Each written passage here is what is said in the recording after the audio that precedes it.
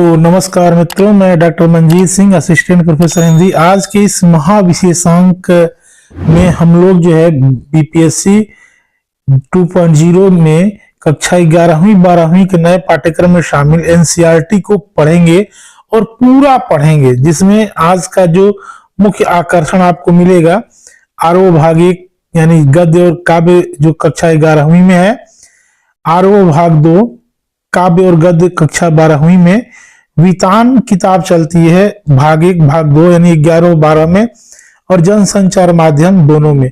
तो आगे बढ़ने से पूर्व मैं अनुरोध करूंगा कि यदि आप पहली बार हमारे चैनल से जुड़े हैं तो लाइक सब्सक्राइब करके अधिक से अधिक मित्रों को जोड़ें और बेल आइकन को भी प्रेस कर देख लेते हैं। इसमें सबसे पहले हम लोग जो है लगभग जो है 350 से 400 प्रश्नों को हल करेंगे। आपको 2 बार देखना है, याद रखिएगा। अब यहाँ पर कक्षा 11वीं भाग 1 और 2 यानी गद्य और काव्य खंड को पहले भाग में देखेंगे। इसमें केवल वही पढ़ेंगे जो आएगा। बड़े जो है ध्यान से आप सुनिएगा, एमसीक्यू बेस्ड है और सुपर फास्ट रिवीजन की जो कड़ी है उसमें यह चौथा वीडियो है। देखिए इसमें क्या क्या है। गद्य खंड से आपको 50 प्रश्न मिलेंगे और काव्य खंड से 90, कुल मिलाकर इसमें आपको 140 प्रश्न जो है यानी कक्षा 11वीं एनसीईआरटी से आपको मिलेगा। आइए देखते हैं एक लाइन में उत्तर आपको, क्योंकि समय कम है। न्याय और नीति सब लक्ष्मी के खिलौने हैं, यह कथन किसका है? तो आलोपी दिन का है। दूसरा, प्रकाशन वर्ष के अनुसार मुंशी प्रेमचंद के उपन्यासों का सही क्रम, ये हमने बताया था आपको कि सबसे पहले कायाकल्प, फिर निर्मला, गबन और उसके बाद कर्मभूमि, इसकी चर्चा हो चुकी है। निम्नलिखित में से प्रेमचंद द्वारा लिखे नाटक नहीं है। अब देखिए, करबला संग्राम और प्रेम की देवी है, प्रेम की प्रतिमा नहीं है। अगला प्रश्न, आलोपी दिन अंत में कितनी रिश्वत देने के लिए तैयार हो गए? 40,000। याद कीजिएगा इस पाठ को। प्रेमचंद की बहुचर्चित कहानी नमक का दारोगा, ठीक है, जो हम पढ़ रहे हैं, का प्रथम प्रकाशन 1914 में धन के ऊपर धर्म की जीत की कहानी के रूप में होता है। तो धन और धर्म में धर्म का प्रतिनिधित्व किसने किया इसमें? तो मुंशी बंसीधर, याद रखेंगे। आइए बात करते हैं। बंसीधर आज्ञाकारी पुत्र थे। यह बातें ध्यान से सुनी और तब घर में से चल खड़े हुए। इस विस्तृत संसार में उनके लिए धैर्य अपना मित्र था, बुद्धि अपनी पथ प्रदर्शक और आत्मावलंबन ही अपना सहायक था। लेकिन अच्छे शकुन से चले थे, जाते ही नमक विभाग के दारोगा के पद पर प्रतिष्ठित हो गए। कथन जो है ये प्रेमचंद का कथन है। 7वां, आदर्शोन्मुख यथार्थवाद की कहानी नमक का दारोगा। कहानी में नौकरी से निकाले जाने के बाद बंसीधर को कितने रुपये प्रतिमाह के वेतन पर पंडित आलोपी दिन जो है रखते हैं? तो 6,000 वेतन पर रखते हैं। नमक का दारोगा पाठ में कहानी है कक्षा 11वीं में। अब यहाँ आपको सुमेलित करना है। देखिए साफ साफ, क्योंकि आसानी के लिए जो है हम हसमत जो है 4 भागों में है। पहला 79 में, दूसरा जो है 99 में, तीसरा 2012 में और चौथा 2019 में। आप याद रखिएगा, ठीक है ना। ये सारी जो है कृष्णा सोबती के संस्मरण है, जिसकी चर्चा आपको जो है करना है। और जो है आप दोनों जगह ये बात जान लीजिए कि आपको जो है हूबहू एससीईआरटी में भी आपको पाठ ये मिलेंगे। प्रश्न संख्या 9, मियां नसीरुद्दीन शब्दचित्र संकलित है, याद रखेंगे। हम हशमत भाग 1 में 10, निम्न में से कौन सी रचना कृष्णा सोबती द्वारा रचित नहीं है? सभी हैं।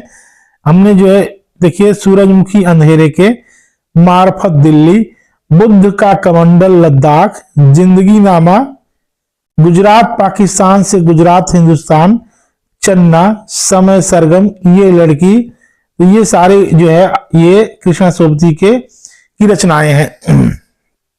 11, पाक कला में पारंगत मियां नसीरुद्दीन कितने प्रकार की रोटियां बना लेते थे? तो 56 प्रकार की रोटियां ये बना लेते थे।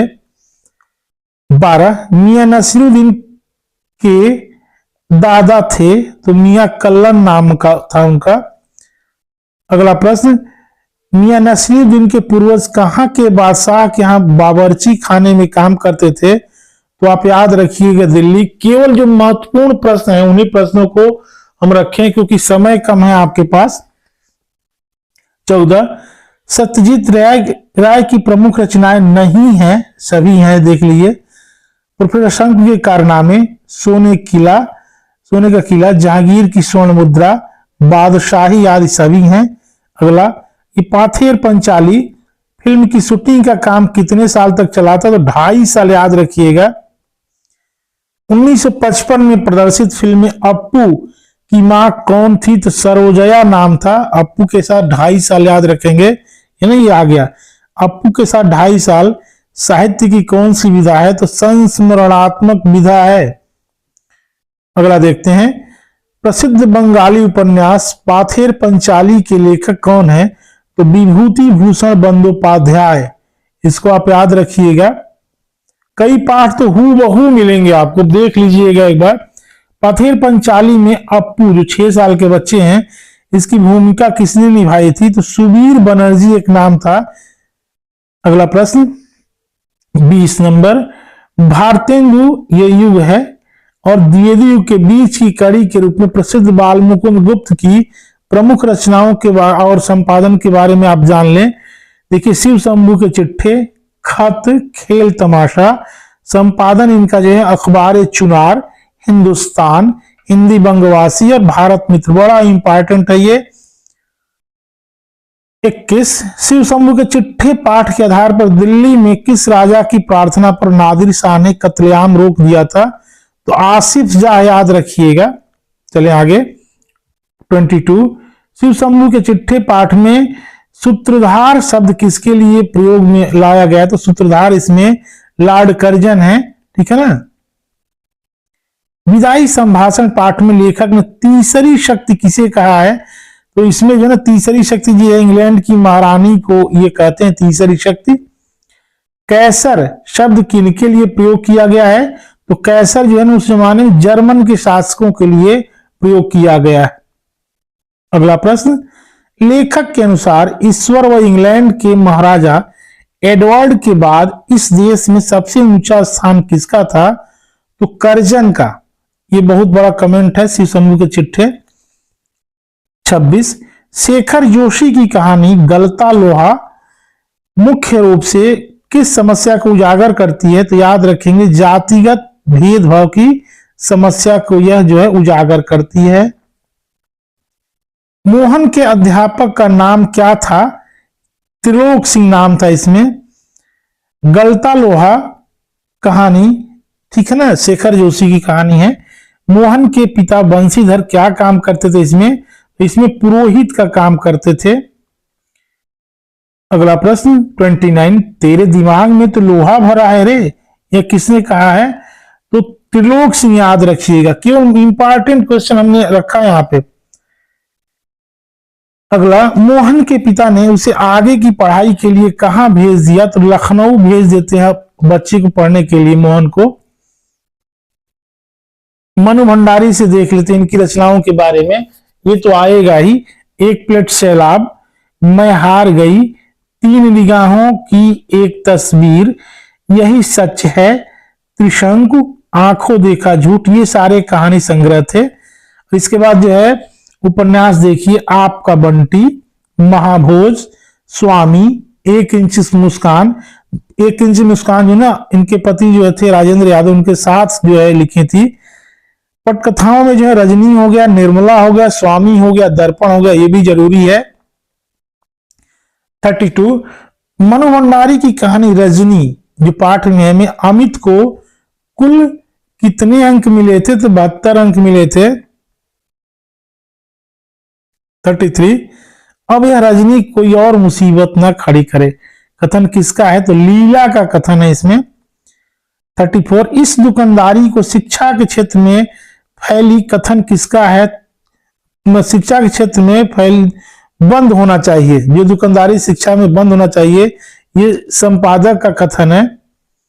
मनु भंडारी के कथा साहित्य की विशेषता आप देख सकते हैं 2-3 लाइन में कि कहीं पारिवारिक जीवन, कहीं नारी जीवन, कहीं समाज के विभिन्न वर्गों के जीवन की विसंगतियां विशेष आत्मीय अंदाज में यहाँ अभिव्यक्त होती है। उन्होंने आक्रोश, व्यंग्य, संवेदना को मनोवैज्ञानिक रचनात्मक आधार दिया है, चाहे वो कहानी हो, उपन्यास हो या फिर पटकथा क्यों न हो। प्रसिद्ध हास्य व्यंग्य रचना जामुन का पेड़, आप वहां भी पढ़ेंगे इसी को। कृष्णचंद्र की बहुत ही मजेदार जो है व्यंग्य कहानी है। जामुन के पेड़ के नीचे दबे ओस कवि को पहली बार किसने देखा, तो इसमें माली देखता है। अगला प्रश्न, कवि की नव प्रकाशित रचना का क्या नाम था, तो ओस के फूल इसमें नाम था। बेचारा जामुन का पेड़ कितना फलदार था, कथन किसका है, उसमें एक क्लर्क है जो है आकर जो है। अब देखिए कृष्णचंद्र की प्रमुख रचनाओं के बारे में एक नजर देख लीजिए कि इनकी कहानी संग्रह एक गिरजा, एक खंदक, यूकेलिप्टस की डाली, इसके अलावा जो है उपन्यास सारे हैं। शिकस्त हैं, जरगांव की रानी है, सड़क वापस जाती है, आसमान रोशन है, एक गधे की आत्मकथा याद रखिएगा, ये इंपॉर्टेंट है, अन्नदाता, हम वहशी हैं, जब खेत जागे 52 पत्ते, एक वायलिन के किनारे, कागज की नाव को आपको याद रखना है, मेरी यादों के, ये सारे उपन्यास हैं कृष्णचंद्र के। तुम्हारी फाइल चल रही है, उम्मीद है कल तक फैसला हो जाएगा, कथन किसका है, माली का है। 42, नेहरू ने भारत माता पाठ में भारत को किस शब्द से जो है संबोधित किया है, तो भारत जो है वो संस्कृत शब्द ये कहते हैं, बताया है कि भारत जो है संस्कृत शब्द का है। नेहरू से सबसे अधिक प्रश्न जो है कौन पूछता है, ये किसान पूछता है। नेहरू पर पाठ है भारत माता हिंदुस्तान की कहानी के 5वें अध्याय का अंग्रेजी भाषा से अनुवाद भारत माता के नाम से जो पाठ है किसने किया था, हरिभाऊ उपाध्याय ने, ये नाम याद रखिएगा।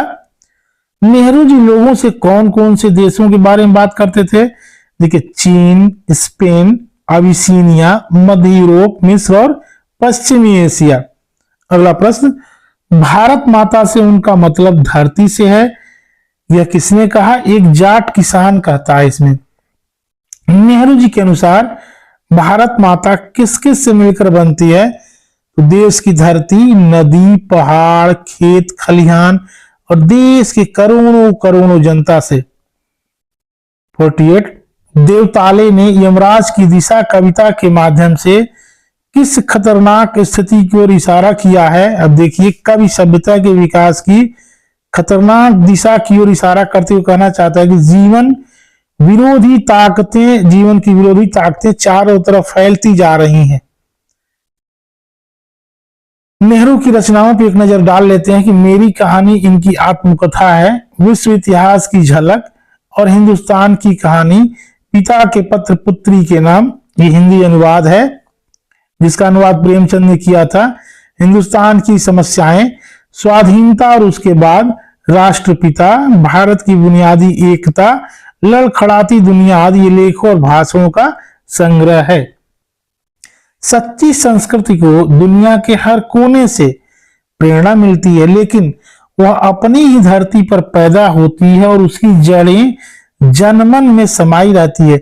ये उपसंहार है भारत की खोज से। अगले भाग में आइए अब देखते हैं आगे जो है कक्षा 11वीं और 12वीं के नए पाठ्यक्रम जो शामिल है, आरोह भाग 1। अब तक हम लोगों ने गद्य भाग को पढ़ा, अब इसमें जो है काव्य खंड को संपूर्ण देखते हैं। इसमें जो है सुपरफास्ट रिवीजन के भाग 4 में ही कुल 90 जो है एमसीक्यू के माध्यम से कक्षा 11वीं के एनसीईआरटी के हम जो है काव्य खंड को पढ़ेंगे। आइए देखते हैं इसमें क्या क्या है। इसमें एक नजर ऐसे डाल लेते हैं कि कबीर हैं 1398 से 1518, हम तो एक एक कर ही जाना, 12 प्रश्न यहां से रहेंगे। मीरा हैं 1498 से 1547, मेरे तो गिरधर गोपाल दूसरों ने कोई, 12 यहां से। भवानी प्रसाद मिश्र हैं 1913 से 1985, घर की याद इनकी कविता है, 11 प्रश्न यहाँ से। त्रिलोचन की बहुत ही बेहतरीन जो है कविता है, चंपा काले काले अक्षर नहीं चिन्हती। ये कई पाठ जो है हू बहू आपको वहां मिलेंगे, हू बहू 11 हैं। 1917 से 2007 तक दुष्यंत कुमार जो है की गजल है। 1933 से 1975 दुष्यंत कुमार का समय। 11 यहाँ से प्रश्न। अक्क महादेवी एक है, हे भूख और मत मचल 11 यहाँ से हैं। जूही के फूल जैसे ईश्वर। अतिरिक्त जो है अवतार सिंह पास जो है सबसे खतरनाक, बहुत ही बेहतरीन कविता 1950 से 1988। इसके बाद निर्मला पुतुल को तो हमको पढ़ना है, आपको दोनों जगह पढ़ना है, चाहे आप 8 को परीक्षा दें चाहे 15 को दें। 1972 में जन्म, आओ मिलकर बचाएं। कुल 90 और 91 प्रश्न लगभग है यहाँ पे। आइए बात करते हैं एक एक करके। बहुत आसान है। कबीर दास ने किसका खंडन किया है? शासन पक्ष का, लोगों के विचारों का, संवेदनाओं का, वाय आडंबर और रूढ़िवाद का। तो आपको उत्तर स्वतः मिल गया होगा कि इसका उत्तर डी सही है, बाहरी आडंबर और रूढ़िवाद। प्रश्न 2, पीपर पात पूजन लागे तीरथ गर्व भुलाना पंक्ति में कौन सा अलंकार है? उपमा, उत्प्रेक्षा, रूपक या अनुप्रास? तो ये देखिए प की आवृत्ति है, यानी यहां कौन सा है? अनुप्रास अलंकार है, डी सही।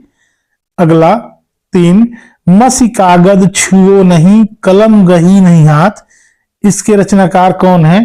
तुलसी, कबीर, सूर या रहीम? तो इसका बिल्कुल सही उत्तर आपने सोच लिया होगा कि इसका बी उत्तर सही है। अगला प्रश्न 4 नंबर, निर्गुण भक्त कबीर हिंदी साहित्य की भक्ति काल की किस धारा के प्रतिनिधि कवि थे? तो इसमें बेशक आप जो है ज्ञानाश्रयी, यानी ये ज्ञानाश्रयी थे, प्रेमाश्रयी सूफी थे, राम भक्ति तुलसीदास और कृष्ण भक्ति सूरदास। चलिए आगे बढ़ते हैं। कबीर को वाणी का डिक्टेटर किसने कहा? तो ये सीधा प्रश्न है, हजारी प्रसाद द्विवेदी कहते हैं वाणी के डिक्टेटर। कबीर की भाषा को सदुक्कड़ी किसने कहा है? तो इनकी भाषा को सदुक्कड़ी जो कौन कहा है? आचार्य रामचंद्र शुक्ल जो इनकी भाषा को सदुक्कड़ी कहते हैं। अब प्रश्न 7, एक एक खाक गढ़े सब भांडे एक कोहरा साना, इस पंक्ति में के खाक और कोहरा शब्द में कौन सा अलंकार है? तो इसमें कौन सा अलंकार होगा? श्लेष, रूप का अतिशयोक्ति, अनुप्रास, रूपक। तो इसको याद रखिएगा, कई बार पूछा जा चुका है। ये बी सही है इसका, रूप का अतिशयोक्ति। प्रश्न 8, अज्ञानी गुरुओं की शरण में जाने पर शिष्यों की क्या गति होती है? ईश्वर की प्राप्ति होती है, ज्ञान की प्राप्ति, अंत समय में पछताते हैं या मोक्ष की प्राप्ति? तो बिल्कुल सही उत्तर आपका होगा कि जो है इसमें जो है क्या होता है, अज्ञानी जब गुरु होंगे तो अंत समय में लोग जो है पछताएंगे, सी सही है। 9, कबीर का जन्म कब हुआ था? तो एकदम बिल्कुल सही, 1398 से 1518 इनका समय ही है। और जो इसमें संकलित है उनका संकलन जयदेव सिंह और वासुदेव सिंह जो है कबीर वांग्मय नाम से 2 शब्द यहाँ संकलित हैं। कक्षा 11वीं में एनसीईआरटी। कबीर के दोनों पद हम तो एक एक करी जाना एवं संतो देखत जग बोराना, उनके बीजक के किस खंड में है? तो याद रखिएगा ये शब्द में है, ठीक है ना। कबीर जी ने सत्य को जानने के लिए क्या आवश्यक बताया? ब्रह्म ज्ञान, आत्मज्ञान, माया संबंध, इनमें से कोई नहीं। तो क्या जरूरी बताया इन्होंने? कबीर को सत्य को जानने के लिए क्या बताया? ब्रह्म ज्ञान इन्होंने जरूरी बताया। अगला, आसन मारी डिंब धरी बैठे में डिंब धरी से तात्पर्य क्या है? तो 12वें का डिंब का अर्थ होता है आडंबर करना, ठीक है ना। अगला 13, कृष्ण को अपना पति मानने वाली मीरा, अब मीराबाई है उसमें पाठ में, कि गुरु का नाम क्या था? तो बिल्कुल आप उत्तर पा गए होंगे कि इनके गुरु जो है रैदास माने गए। 14, विष का प्याला राणा भेजिया पीवत मीरा हांसी में कौन सा अलंकार है? रूपक, दृष्टांत, ये विरोधाभास अलंकार। इसको याद रखिएगा, इसको कम से कम पूरे वीडियो कम से कम 2 बार देखिएगा।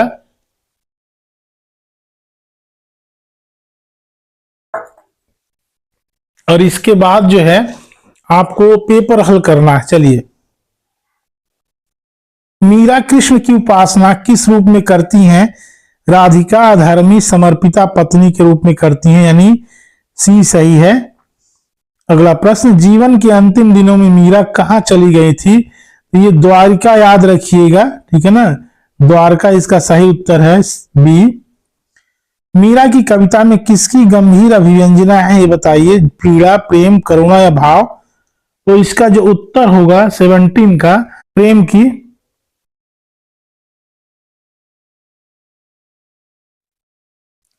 मीरा के पद का संकलन मीरा मुक्तावली के नाम से किसने किया है? तो इसको याद रखिएगा, मीरा मुक्तावली के नाम से जो किए नरोत्तम दास जो है स्वामी है, ठीक है ना।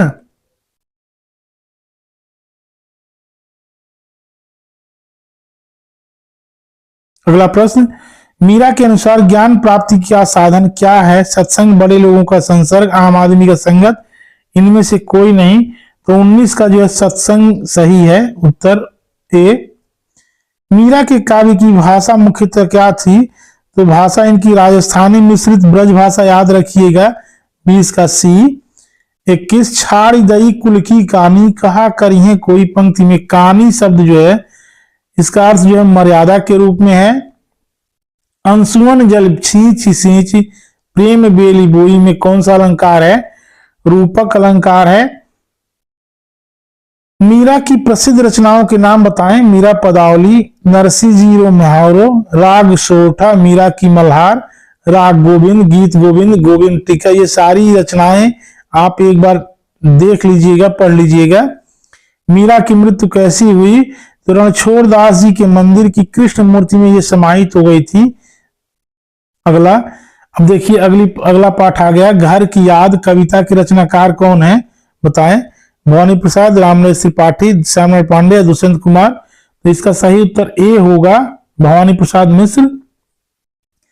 मां की जिसकी स्नेह धारा में कौन सा अलंकार है? तो 26 का जो उत्तर होगा इसमें रूपक अलंकार होगा। 27, घर की याद कविता में कवि ने किसे संदेशवाहक बनाया? कबूतर, मेघ, पवन या सावन को? तो इसका सही उत्तर डी होगा, सावन।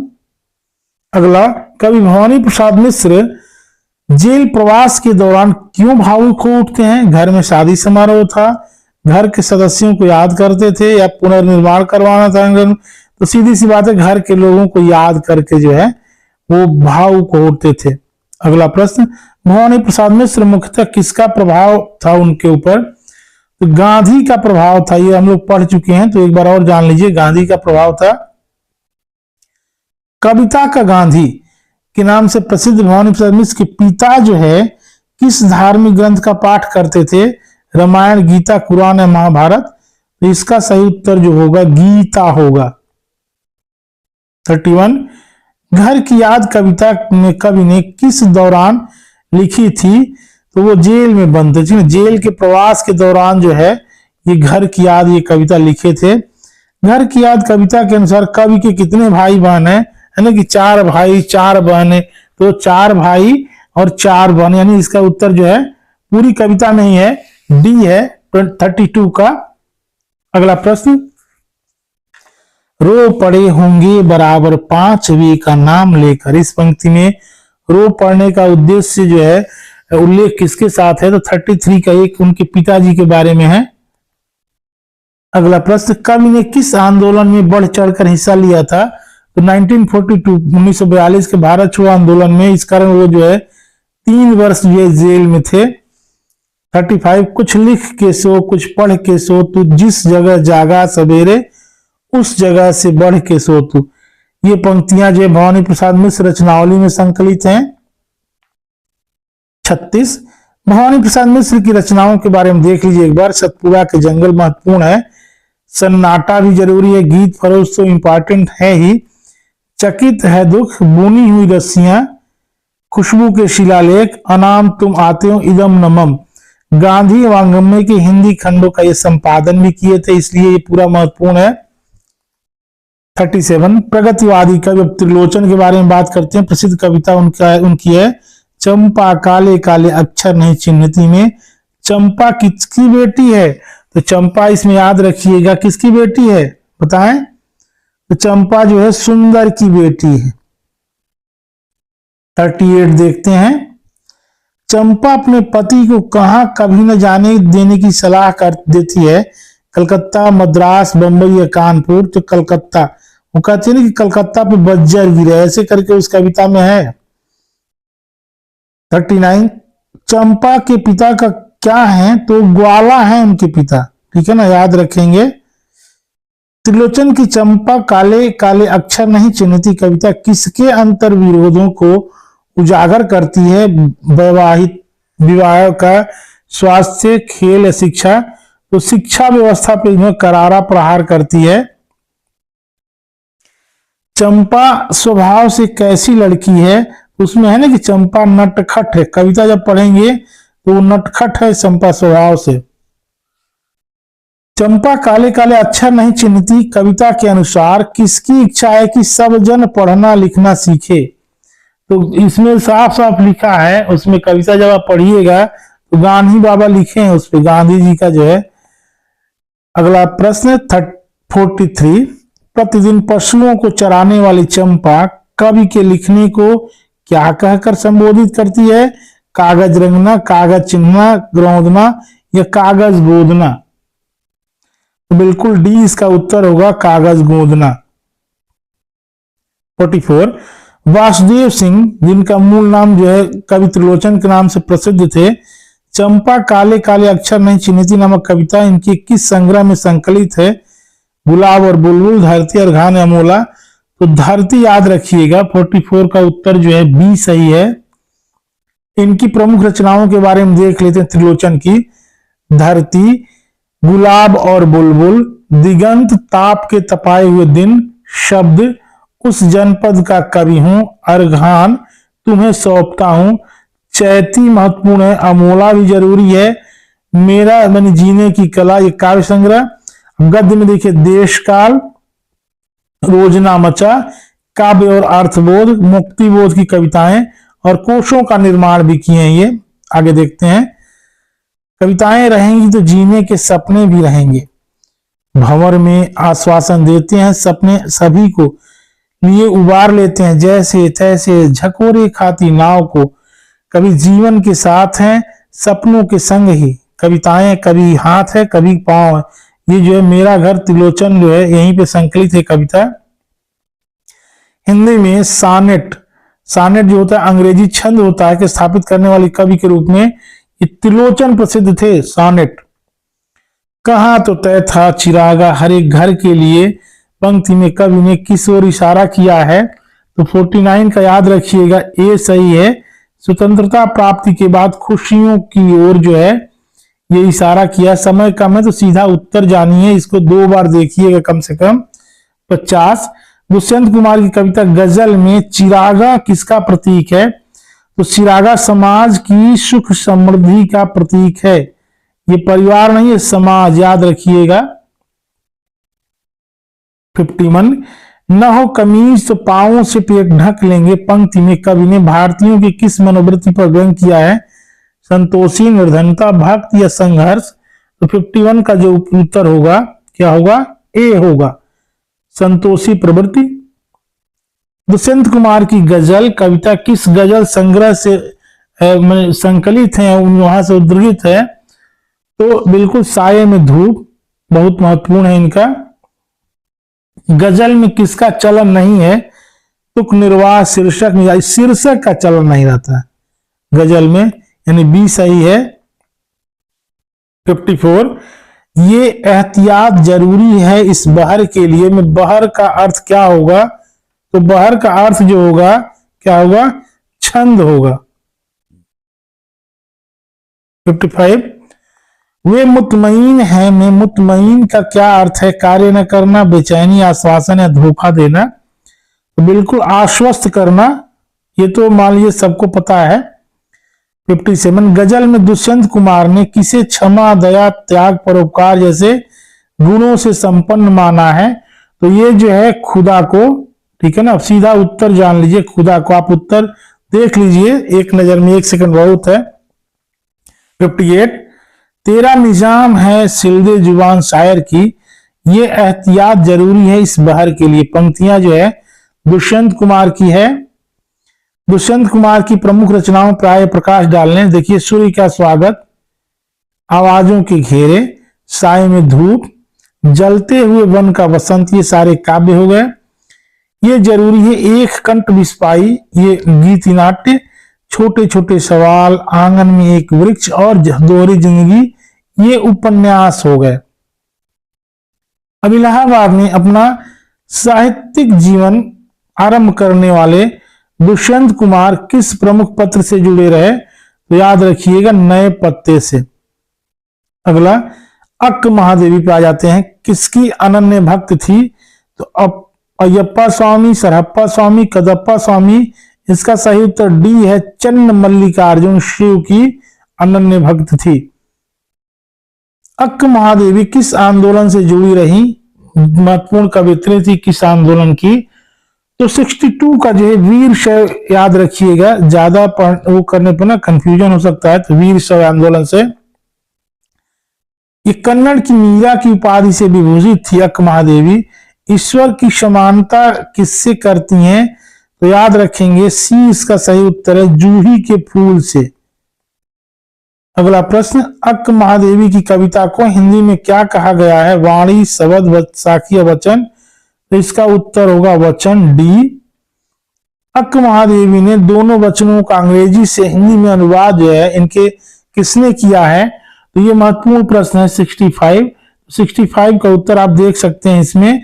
तो इसका जो उत्तर सही है केदारनाथ सिंह, ये इसका उत्तर सही है, आप भी दे दिए होंगे उत्तर। 66 निम्न में से कौन अक्क महादेवी के समकालीन कन्नड़ संत कवि थे? वासवन्ना, अल्लामा प्रभु। तो 66 का जो उत्तर होगा वह सी होगा, यानी दोनों लोग थे, यानी सी सही है इसका उत्तर। 67 अक्क महादेवी ने विवाह के लिए राजा के समक्ष कितनी शर्तें रखी थी? तो इसमें जो है 3 शर्तें बस याद रखिए, ज्यादा नहीं, 3। 68 कन्नड़ भाषा में अक्क शब्द का अर्थ क्या होता है? तो अक्का भी है ना भाई बोलते हैं, अक्का तंगी मिस बहन होता है। आगे देखते हैं, अक्क महादेवी की प्रमुख रचनाओं पे देखते हैं। हिंदी में वचन सौरभ नाम से, अंग्रेजी में स्पीकिंग ऑफ शिवा, संपादक इसके A.K. रामानुजन थे। शिला पर चली शिला हुई चूर, गिरी पर चली तो गिरी में पड़ी तरह, वचन सौरभ अक्क महादेवी का ये। अब आइए बात करते हैं मीरा की प्रसिद्ध पंक्ति, तन की आस कबहु नहीं कीन्ही, ज्यों रण माहि सूरो, किस पर चरितार्थ? अक्क महादेवी पर चरितार्थ होती है। कवि के अनुसार सबसे, यानी अवतार सिंह पास जो है, खतरनाक स्थिति कौन सी है? तो सबसे खतरनाक स्थिति क्या है? अपने सपनों का मर जाना जो है सबसे खतरनाक होता है। अगला, सबसे खतरनाक कौन सी आंख होती है? 73 जो सब देख कर भी निष्क्रिय रहती है, यानी बी इसका उत्तर सही है। आगे देखते हैं कि सबसे खतरनाक कौन सी दिशा होती है? 74 जिसमें आत्मा का सूरज डूब जाए।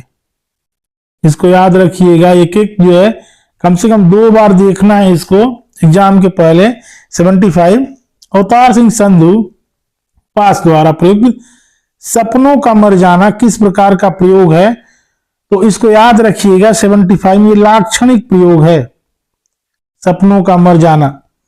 सबसे खतरनाक क्या होता है जो हत्याकांड के बाद भी विधान आंगन में चढ़ता है? तो वही चांद है सबसे खतरनाक, जो विधान आंगन में भी चढ़ता है। 77 भारत मेरे सम्मान का सबसे महान शब्द, बाकी सभी शब्द जहां कहीं भी प्रयोग किया जाए अर्थहीन हो जाते हैं। कविता की पंक्ति जो है किससे संबंधित है? तो पाश से, बीच का रास्ता नहीं होता। बताएं 78 देख लीजिए, पंजाबी साहित्य के महत्वपूर्ण रचनाकार पास की रचनाएं देख लें एक बार। लौह कथा, उड़दे बाजा मगर, साडे समिया बीच, लड़ेंगे साथी पंजाबी की, बीच का रास्ता नहीं होता, और लहू है कि तब भी गाता है, हिंदी अनुवाद है। इसको एक बार रोक कर देख लीजिएगा। 79 नंबर में से कौन सा कवि विद्रोही कविता को नया सौंदर्य विधान विकसित कर उसे तीखा किंतु सृजनात्मक तेवर देने के लिए प्रसिद्ध है? तो पाश है। 80 निम्न में से कौन सा कवि सियांग, हेमज्योति, हॉक, NT47 आदि पत्रिकाओं का संपादन किया? ये पास और कुछ समय तक अमेरिका में भी रहे थे, याद रखिएगा। अब आइए 81, ये पाठ तो हूबहू वहां पर है। आओ मिलकर बचाएं कविता में किस समाज की बुराइयों के संकेत है इसमें? तो ये आदिवासी समाज से है। निर्मला पुतुल ने कविता में क्या बचाने का आह्वान करती है? थोड़ा सा विश्वास, थोड़ी सी उम्मीद, थोड़े से सपने, या इनमें से भी? तो ये जो है थोड़ा सा विश्वास, यानी इसका उत्तर ए सही है। 83, निर्मला पुतुल की कविता आओ मिलकर बचाएं कविता का हिंदी रूपांतर किसने किया था? ये हम लोग पढ़ चुके हैं, अशोक सिंह थे, ठीक है ना। इसका हिंदी रूपांतर करते हैं। आओ मिलकर बचाएं कविता मूल रूप में किस भाषा में लिखी गई? नागपुरी, संथाली, कुडुक या खोरठा? तो याद रखिएगा 84 का बी है, संथाली भाषा थी। प्रकृति के विनाश के कारण कौन अपना अस्तित्व खोते जा रहा है? तो आदिवासी। बटोर पृथ्वी की पूरी ऊर्जा, उठेगा धीरे धीरे जमीन से, जमीन पर गिरा आदमी और अपने लड़खड़ाते कदमों से नापते दूरियां पहुंच जाएगा वहां जहां उस जैसे तमाम आदमियों पर बहस चल रही होगी। पंक्तियां निर्मला पुतुल के किस संग्रह में संकलित है? तो नगाड़े की तरह बजते शब्द। नगाड़े की तरह बजते शब्द के अतिरिक्त इनकी जो है कौन सी रचना है? अपने घर की तलाश में। नगाड़े की तरह बजते शब्द में संकलित निर्मला पुतुल की कविता आओ मिलकर बचाएं कविता का मुख्य प्रतिपाद देख लीजिए। यहाँ संथाली समाज की सादगी, भोलापन, प्रकृति से जुड़ाव और कठोर परिश्रम करने की क्षमता होते हुए भी उसमें अशिक्षा, कुरीतियां और शराब की ओर बढ़ते झुकाव का यथार्थ चित्रण किया गया यहाँ पर। अब 89, नाचने के लिए खुला आंगन, गाने के लिए गीत, हंसने के लिए थोड़ी सी खिलखिलाहट, रोने के लिए मुट्ठी भर एकांत। ये पंक्तियां आओ मिलकर बचाएं से है। मैं मजे में हूं सही, घर नहीं हूं, बस यही है, किंतु यह बस बड़ा बस है, इसी बस से सब विरस है। घर की याद, ये भवानी प्रसाद मिश्र की कविता है। और अंशुवन जल सींच सींच प्रेम बेली बोई, अब तब बेली फैल गई आनंद फल होई, ये मीराबाई की पंक्तियां हैं। तो आइए अब जो है कक्षा 11वीं 12वीं में जो 12वीं की जो किताबें हैं, 12th में 2 किताबें चलती हैं आरोह की, भाग 1 और भाग 2, ठीक है ना। यानी काव्य खंड और गद्य खंड। उसी किताब में हूबहू कई पाठ इसके SCERT से भी हैं। तो आइए सभी पाठों को इसमें देख लेते हैं। टॉप 100 जो है आने वाले प्रश्न जो है क्लास 12 से हम लोग जो है पढ़ेंगे। सुपर फास्ट डिवीजन इस चौथे में अनूठा वीडियो है, आप देखिएगा, शेयर जरूर कीजिएगा। देखिए इसमें जो काव्य खंड से, किताब एक ही है जिसमें 2 भाग है, काव्य खंड से 50 और गद्य खंड से कुल 100 प्रश्न जो है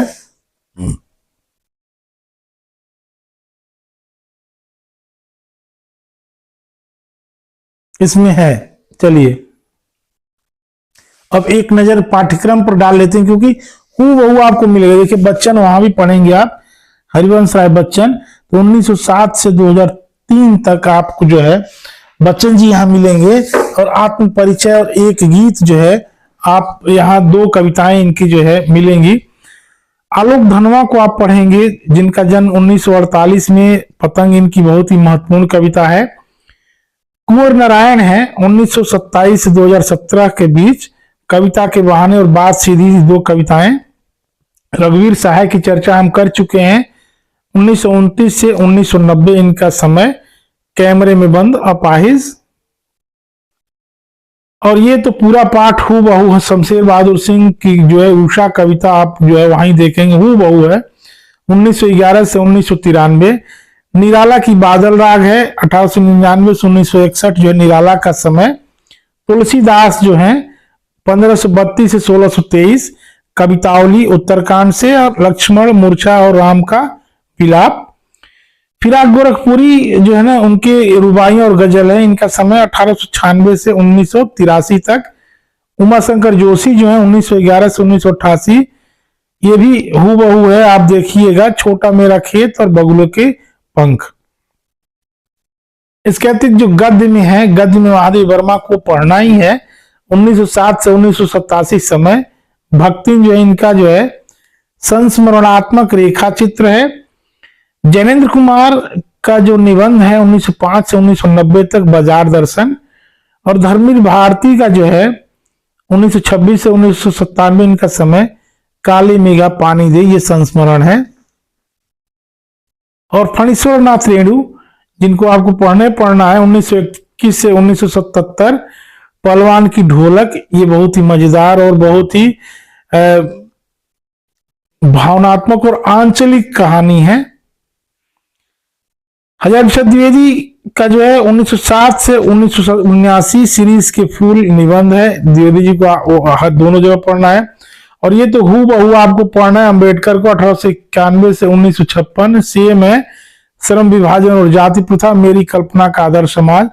ये जो प्रसिद्ध इनका भाषण था एनिहिलेशन ऑफ कास्ट 1936 वाला, इसी का हिंदी रूपांतरण जो है ललई सिंह ने किया था, तो वही इसमें संकलित है। तो आइए बात करते हैं।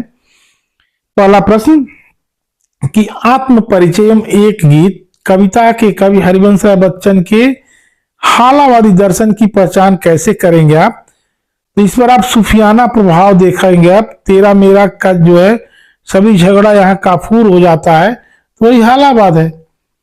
और इनकी रचना कौन सी नहीं है, सभी है। देखिए मधुशाला 1935, मधुबाला 38, मधुकलश और 38, निशा निमंत्रण, एकांत संगीत, आकुल अंतर, मिलन यामिनी, सतरंगिणी, आरती और अंगारे, नए पुराने झरोखे, टूटी फूटी कड़ियां। और ये आत्मकथा देख लीजिए, क्या भूलूं क्या याद करूं, नीड़ का निर्माण, फिर बसेरे से दूर और 10 द्वार से सोपान तक, आत्मकथा हो गया। हैमलेट, जनगीता और मैकबेथ का ये अनुवाद भी करते हैं, अंग्रेजी के ये प्रोफेसर थे। देखिए एक गीत दिन जल्दी जल्दी ढलता है कविता बच्चन के किस काव्य संग्रह में संकलित है? 38 में प्रकाशित इनका निशा निमंत्रण में है। अगला, मैं जला हृदय में अग्निदाह करता हूं, सुख दुख दोनों में मग्न रहा करता हूं। अलंकार इसमें कौन सा है? विरोधाभास अलंकार है। मैं और जग और कहां का नाता, इसमें पहले दूसरे और तीसरे और का मतलब, पहला और कवि के अपने लिए, दूसरा संसार के लिए, और तीसरा जो संसार और कवि के बीच संबंध के लिए। एक गीत जल्दी ढलता है, दिन जल्दी ढलता है, मुख्य प्रतिपाद्य देख लीजिए। गीत में प्रकृति के दैनिक परिवर्तनशीलता के संदर्भ में प्राणी वर्ग विशेषकर मनुष्य के धड़कते हृदय को सुनने की काव्यात्मकता कोशिश की गई है। अब आलोक धनवा की प्रसिद्ध कविता उनके किस संग्रह में संकलित है? एकमात्र उनका संग्रह है दुनिया रोज बनती है, कि तीसरे भाग में है ये। पतंग के बहाने इस कविता में शरद ऋतु के द्वारा सुंदर बिंबों के माध्यम से कवि ने किसका चित्रण किया है? तो बाल सुलभ इच्छाओं में मोहंगों का सुंदर चित्रण किया है। खरगोश की आंखों जैसा लाल सवेरा में अलंकार कौन सा है? उपमा अलंकार है। कवि ने पतंग उड़ाते बच्चों के दौड़ने भागने और खुशी से उछलने की तुलना किससे की है? तो कपास के साथ कोमलता का प्रतीक इसमें करते हैं। अब देखिए आकाश को इतना मुलायम बनाते हुए में किस तरह के बिंबों का प्रयोग है? तो स्पर्श दृश्य बिंब। 12, जन्म से ही वे अपने साथ लाते हैं कपास, पृथ्वी घूमती हुई आती है उनके बेचैन पैरों के पास, ये बहुत प्रसिद्ध है। इसी पतंग कविता आलोक धनवा की पंक्ति है। अब इसमें देखिए, कविता के बहाने बात सीधी थी पर कविता कुंवर नारायण किस संग्रह में है, तो ये कोई दूसरा नहीं, ये कुंवर नारायण की कविता है। इसी पर उन्हें 1995 में साहित्य अकादमी मिला था कुंवर नारायण को। गर्द से ढकी हर पुरानी किताब खोलने की बात कहने वाले कुंवर नारायण की प्रमुख रचनाएं देखिए, चक्रव्यूह 1956 में, परिवेश हम तुम अपने सामने कोई दूसरा नहीं, इन दिनों ये सारे काव्य संग्रह, और आत्मजयी तो याद ही होगा आपको। 15, किस कवि के बारे में आलोचकों का मानना है कि उनकी कविता में व्यर्थ का उलझाव, अखबारी सतहीपन और वैचारिक धुंध के बजाय संयम, परिष्कार और साफ सुथरापन कुंवर नारायण जो है नागर संवेदना के नागर संवेदन के कवि माने गए। अब कविता के बहाने कविता में मुख्य रूप से किसके अस्तित्व पर विचार किया गया है, तो कविता के अस्तित्व पर। कवि कुंवर नारायण ने भाषा को सहूलियत से बरतने की बात की है। इसका क्या अभिप्राय है, यानी कविता में सहज, सरल व व्यवहारिक भाषा का प्रयोग किया जाए ताकि लोग आसानी से कविता को समझ सके।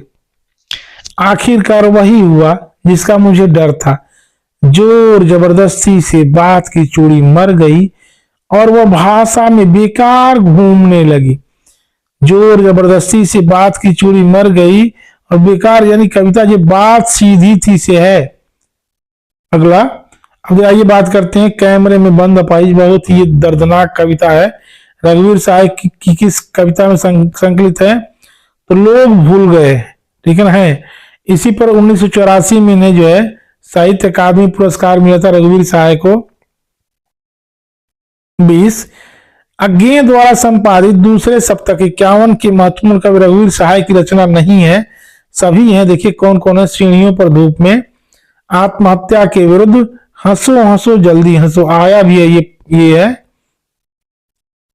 किस कवि ने घर मोहल्ले के चरित्रों पर कविता लिखकर इन्हें हमारी चेतना का स्थायी नागरिक बनाया, तो रघुवीर सहाय ने। रामदास में इनकी बहुत ही प्रसिद्ध कविता थी।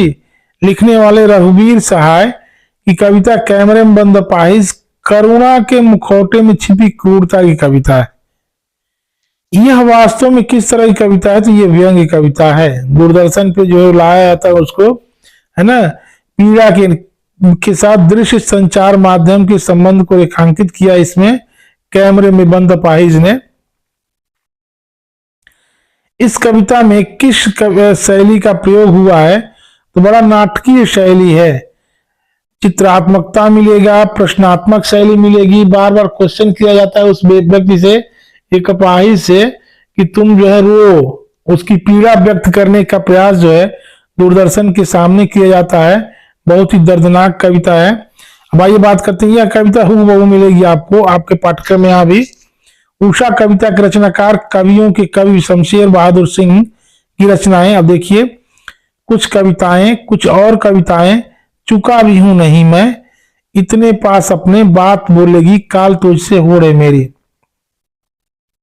26, उर्दू और हिंदी का दुआब मानने वाले शमशेर की कविता साहित्य, चित्रकला और संगीत के साथ ही किस तरह संधि स्तर पर विराजमान रहती है, तो मूर्तता और अमूर्तता के साथ ऐन्द्रिय और ऐन्द्रियता, ये जरूरी है शमशेर के साथ जानना। विचारों के स्तर पर प्रगतिशील और शिल्प के स्तर पर प्रयोगधर्मी कवि के रूप में शमशेर को जाना जाता है।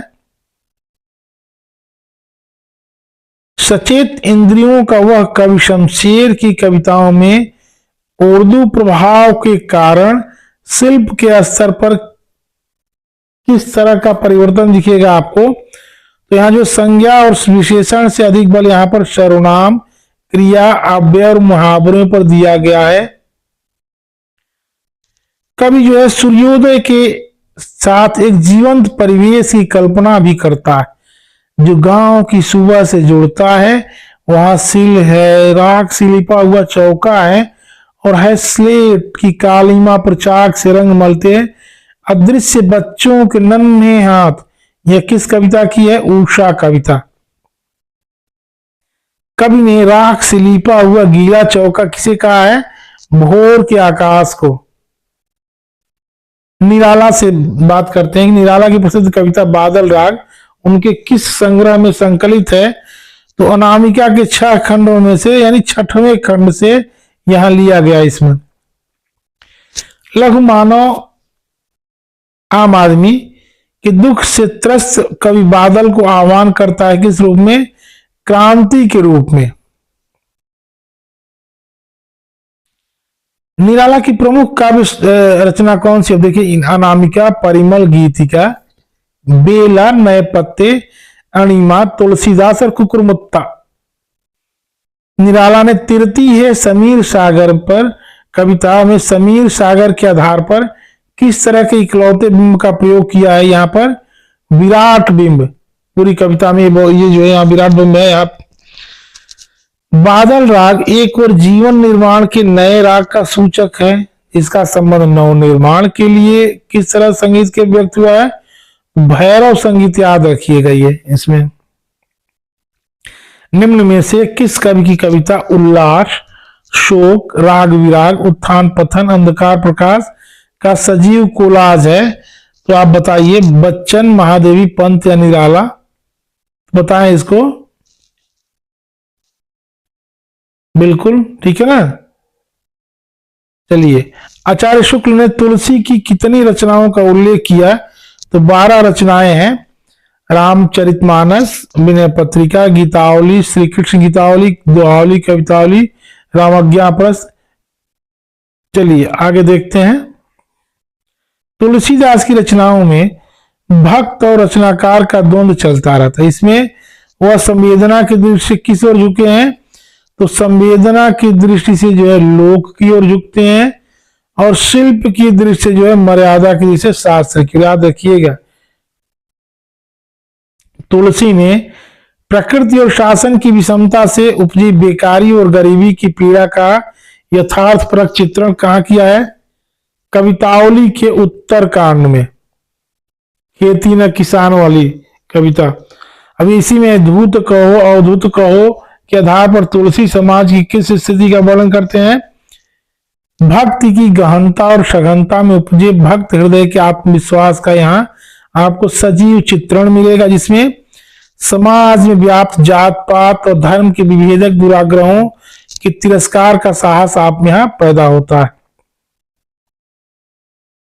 यहाँ भाई के शोक में विगलित राम का विलाप जो है धीरे धीरे प्रलाप में बदलने को तुलसीदास ने राम के आदर्श स्वरूप को किस रूप में आत्मसात किया है? तो यहाँ याद रखिएगा कि पूरी तरह से मानवीकरण, राम जो है पूरी तरह से ईश्वर मानव बदल जाते हैं, जिसे पाठक का काव्य मर्म से सीधे जुड़ाव हो जाता है।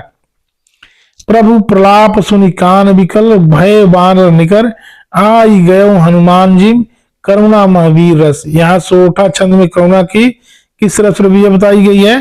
तो करुण पर वीर रस। जब हनुमान जी आते हैं संजीवनी लेकर, तो अब देखिए सवैया वर्णिक छंद के प्रत्येक चरण में कितने वर्ण होते हैं?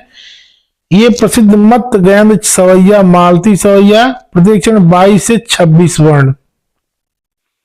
फिराक साहब से देखते हैं कि प्रमुख रचनाएं इनकी जो है गुले नगमा, वज्र जिंदगी, रंगे शायरी, उर्दू गजल गोई। सम्मान इनको गुले नगमा के लिए साहित्य ज्ञानपीठ पुरस्कार और सोवियत लैंड पुरस्कार। दिव्यता भौतिकता से पृथक वस्तु नहीं, जिसे हम भौतिक कहते हैं वही दिव्य है। यह कथन जो है फिराक ने प्रकृति, मौसम और भौतिक जगत के सौंदर्य को शायरी का विषय बनाते हुए कहा था। अब 40 रुबाई है। यहाँ पे उर्दू और फारसी का एक छंद या लेखन की शैली है, जिसकी तीसरी लाइन में ना स्वच्छंद होती है। तीसरी लाइन, इसमें कुल कितनी पंक्तियां होती है? 4 लाइन होती है रुबाई में। घर लौट बहुत रोए माँ बाप, अकेले मिट्टी के खिलौने भी सस्ते न थे मेले में। ये फिराक साहब की जो है, फिराक ने अपनी गजल में कभी किस ऋतु का वर्णन किया? तो यहां भी बसंत ऋतु याद रखिएगा। तंग आ गया हूं बड़ों की अल्पता, जी रहा हूं देखकर छोटों की बड़ाई। उमा शंकर जोशी को भी आपको पढ़ना वहां भी। और कालिदास के अभिज्ञान शाकुंतलम और भवभूत के उत्तरामचरित का उन्होंने गुजराती से अनुवाद किसने किया? देखिए, छोटा मेरा खेत और बबुलों के पंख रचनाकार उमाशंकर जोशी ने। दोनों प्रस्तुत कविताओं का गुजराती से हिंदी में रूपांतरण जो है ना, रघुवीर चौधरी और भोला भाई पटेल करते हैं। इसको याद रखेंगे। अब कागज का पन्ना जिस पर रचना शब्दबद्ध होती है, कवि को एक चौकोर खेत की, यही पूरी कविता का निकष है। अब आइए गद्य पे बात कर लेते हैं। महादेवी कौन सी रचना न केवल सामाजिक सरोकारों को सिद्ध करती है, अपितु वह हिंदी में स्त्री विमर्श की भव्य प्रस्तावना है। तो बता चुके हैं, श्रृंखला की कड़ियां 1942 में, भक्तिन इसी में संकलित है। अब देखिए, महादेवी प्रमुख रचनाओं पे बात कर लें। दीपशिखा यामा, यामा में 4 काव्य संग्रह संकलित है।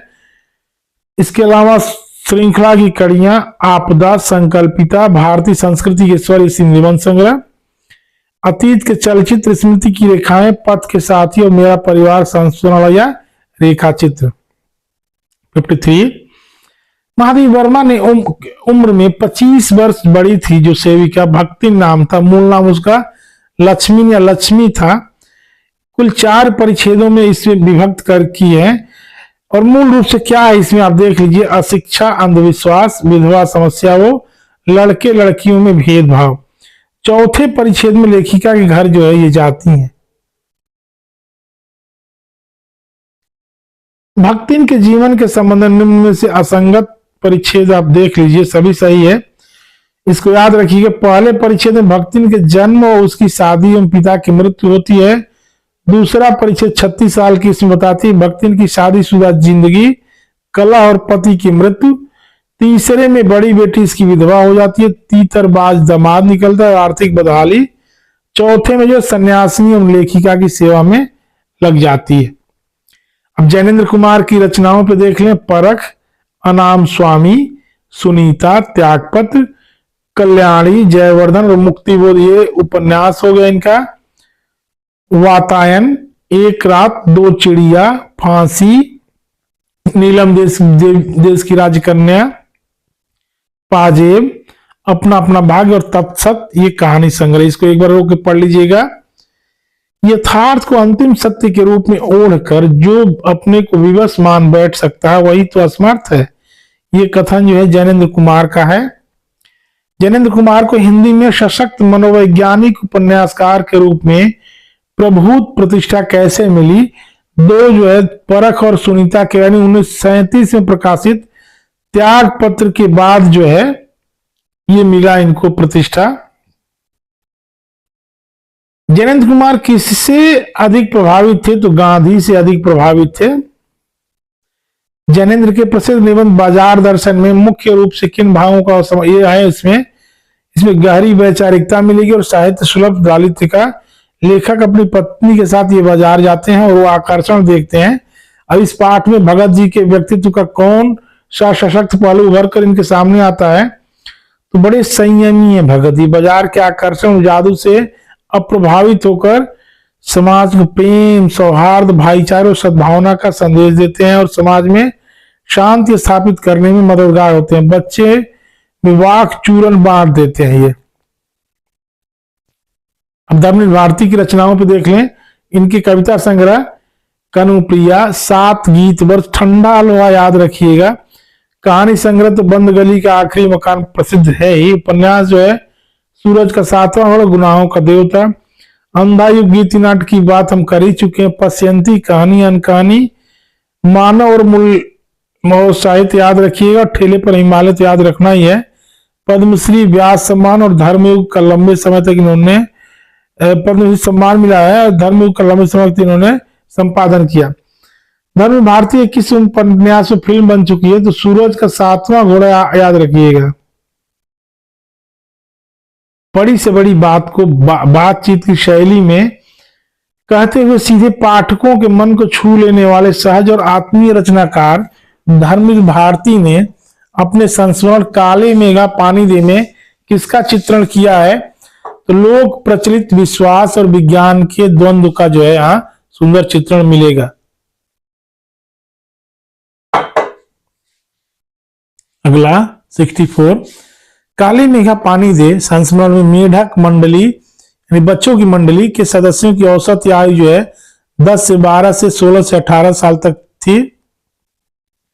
65 बादल आते हैं पानी बरसता है लेकिन बैल प्यासे के प्यासे और गगरी फूटी की फूटी रहती है। आखिर यह स्थिति कब बदलेगी? यह कथन धर्मी भारती का है। अब रेणु का जन्म कहाँ हुआ था? और इंगना चर्चा हो गई, जिला पूर्णिया अब अररिया बिहार में। इनकी प्रमुख रचनाओं पे बात कर लें, मैलांचल, परती परिकथा, तीर्थतपा, जुलूस, कितने चौराहे और कहानी संग्रह ठुमरी, आगिनखोर, आदिम रात्रि की महक, एक श्रावणी दोपहरी की धूप, कहानी संग्रह हो गया। संस्मरण याद ही होगा, ऋण जल धन जल, वन तुलसी की गंध और नेपाली क्रांति कथा रिपोर्टाज, रेणु रचनावली 5 खंडों में समग्र। रेणु की कहानी पहलवान की ढोलक बहुत ही बेहतरीन कहानी उनकी किस विशेषताओं को उजागर करती है। यहाँ देखिए पात्रों एवं परिवेश के सच्चे एवं अत्यंत दुर्लभ चित्रण गांव मिलता है। यहाँ पे अंचल एवं संस्कृति को भी 69 अपनी बदहाल स्थिति में पहलवान गांव के लोगों के लिए किस तरह सहयोग करता है। तो पहलवान जो जीवट ढोल के बोल में अपने आप को सिर्फ न जिलाए रखता है बल्कि भूख और महामारी से दम तोड़ रहे गांव को मौत से लड़ने की ताकत भी देते रहे। बड़ी बड़ी बात है। 15 वर्ष तक राज पहलवान रहने वाले तथा चांद सिंह नामक पहलवान को हराने वाले कि लड़के की मृत्यु कैसे हुई? मलेरिया और हैजे से पहलवान के 2 लड़के थे, उसकी मृत्यु होने के बाद भी रात भर ढोल बजाता है वो। अब हजारी प्रसाद द्विवेदी के प्रमुख निबंध देख लीजिए, अशोक के फूल, कल्पलता, विचार और वितर्क, कुटज, विचार प्रवाह, आलोक पर्व, प्राचीन भारत के कलात्मक विनोद निबंध संग्रह है। हजारी प्रसाद द्विवेदी का प्रसिद्ध निबंध अशीरीज के फूल किस निबंध संग्रह में है? तो कल्पलता में है, इसको याद रखिएगा। हजारी प्रसाद द्विवेदी सीरीज को किस रूप में आत्मसात किया है? इसको एक बार देख लीजिए कि इसमें लेखक ने आंधी, लू और गर्मी की प्रचंडता में भी अवधूत की तरह अविचल होकर कोमल पुष्पों का सौंदर्य बिखेर रहे सीरीज के माध्यम से मनुष्य की अजेय जिजीविषा और तुमुल कोलाहल कला के बीच धैर्य पूर्वक लोक के साथ चिंतारत कर्तव्यशील बने रहने को महान मानवीय मूल्य के रूप में स्थापित किया है। हजारी प्रसाद द्विवेदी ने सीरीज के माध्यम से मध्यकाल की किस व्यवस्था पर करारा प्रहार किया है? तो तत्कालीन जीवन और सामंती वैभव विलास, ठीक है ना, साहित्य, समाज और राजनीति में पुरानी और नई पीढ़ी के बीच जो द्वंद्व, इसकी बात करते हैं। सीरीज के फूल पाठ में उल्लिखित कर्णाट राज की कन्या का क्या नाम है? तो विज्जिका देवी। अंत में सीरीज की तुलना गांधी से भी करते हैं। अभी आइए जो है बाबा साहब भीमराव अम्बेडकर किन पत्रिकाओं का संपादन करते थे, या वहां भी हूबहू है, मूक नायक, बहिष्कृत भारत और जनता। बाबा साहब का आदर्श समाज किस पर आधारित था? स्वतंत्रता, समता और भ्रातृता पर। बाबा साहब अम्बेडकर के विख्यात भाषण एनहिलेशन ऑफ कास्ट 1936, जिसका हिंदी रूपांतर लालजी सिंह यादव करते हैं, यानी जाति भेद का उच्छेद नाम से किया, किस निमित्त तैयार किया गया था? ये भाषण जो है जाति की यानी जातिपात तोड़क मंडल लाहौर में के वार्षिक सम्मेलन 36 के अध्यक्षीय भाषण के रूप में इसको तैयार किया गया था। बाबा साहब के मत में जाति प्रथा का सबसे बड़ा नकारात्मक पहलू क्या है? व्यक्ति को उसकी पसंद का पेशा चुनने की आजादी न देना। लेखक के अनुसार मनुष्य किन 3 बातों पर समान नहीं होते? शारीरिक वंश परंपरा, सामाजिक उत्तराधिकार व मनुष्य के अपने प्रयत्न। जब व्यक्ति दिल और दिमाग से काम नहीं करता तब व्यक्ति को क्या प्राप्त नहीं होता? कार्य कुशलता और आत्मसंतुष्टि। फ्रांसीसी क्रांति के नारे में कौन सा शब्द विवाद का विषय रहा? तो समता। पेशा परिवर्तन की अनुमति न देकर जाति प्रथा भारत में किसका प्रमुख एवं प्रत्यक्ष कारण बनी हुई? तो बेरोजगारी और भुखमरी का। अब ये देखिए महादेव वर्मा को किस संग्रह पर ज्ञानपीठ मिला था? तो यामा पर 4 संग्रह है और 1983। झूसी की रहने वाली लक्ष्मी का जब विवाह हंडिया गोपालक के पुत्र से, इलाहाबाद में है हंडिया, तो उसकी कितनी उम्र थी? तो 5 वर्ष उम्र थी। 9 वर्ष में इनका गौना हो गया। भक्ति ने कितने रुपए छुपाकर गांव में रखे थे? 5 बीसी और 5 रुपए। हाँ, याद रखेंगे आप। बाजार का पोषण करने वाले अर्थशास्त्र को जैनेन्द्र ने क्या कहा है? अनीति शास्त्र कहा है। ठीक है ना, अनीति शास्त्र। लेखक के अनुसार बाजार के जादू का प्रभाव मनुष्य पर आंखों के माध्यम से कब चढ़ता है? जब ग्राहक का मन खाली होता है। बाजार को शैतान का जाल किसने कहा? लेखक के मित्र ने कहा था। काली मेघा पानी दे किस विधा की रचना है? तो ये संस्मरण है। काली मेघा पानी दे पाठ में आर्य समाजी संस्कारों के प्रभाव से पानी दे गुड़धानी दे में मेघों से पानी के साथ साथ गुड़धानी की मांग की जा रही है। गुड़धानी किसका प्रतीक है? अनाज, खुशहाली और प्रसन्नता का। जो चीज मनुष्य पाना चाहता है उसे पहले देगा नहीं तो पाएगा कैसे? यह कथन किसका है? जीजी का। नेपाली क्रांति तथा रेणु की किस विधा की रचना है? तो ये रिपोर्टाज, इसकी चर्चा हम कर चुके हैं। लुट्टन सिंह पहलवान किस उम्र में अनाथ हो गया था? 9 वर्ष की उम्र में। लुट्टन सिंह दंगल देखने कहा गया था? श्यामनगर के। वही पहलवान की ढोलक से है ये। हजारी प्रसाद द्विवेदी के प्रमुख उपन्यासों पर एक बात कर लें कि वाण भट्ट की आत्मकथा हर्षकालीन भारत में के बारे में है। चारु चंद्रलेख मूल कथा प्रबंध चिंतामणि से है। पुनर्नवा लोरिक और चंदा की कथा को वृक्ष कटिकम की कथा से जोड़कर कालिदास का उल्लेख है यहाँ पे। और अनाम दास का पोथा जो है छांदोग्य उपनिषद पर आधारित उपन्यास है इनका। 97 हजारी प्रसाद द्विवेदी ने साहित्य अकादमी जो है उनको किस रचना मिला था? तो आलोक पर, याद रखिएगा, 1973 का निबंध है। और 98 में साहित्य को मनुष्य की दृश्य देखने का पक्षपाती हूं, जो वाग्जाल मनुष्य को दुर्गत, हीनता और प्रमुखापेक्षिता से बचा न सके, जो उसकी आत्मा को तेजोदीप्त न बना सके, जो उसके हृदय को परदुखातर और संवेदनशील न बना सके, उसे साहित्य कहने मुझे संकोच होता है। ये हजारी प्रसाद द्विवेदी का बहुत महत्वपूर्ण कथन है। पहलवान की ढोलक पाठ में रात्रि के वातावरण को किस डरावनी आवाज भयानक सुनाई देती है? तो पेचक। और दोहा अर्धसम मात्रिक छंद के विषय में चरणों की मात्राएं 11, 12, 13, 14। तो याद रखिए, सम चरणों में 11, 11 और विषम में 13, 13, अंत में लघु।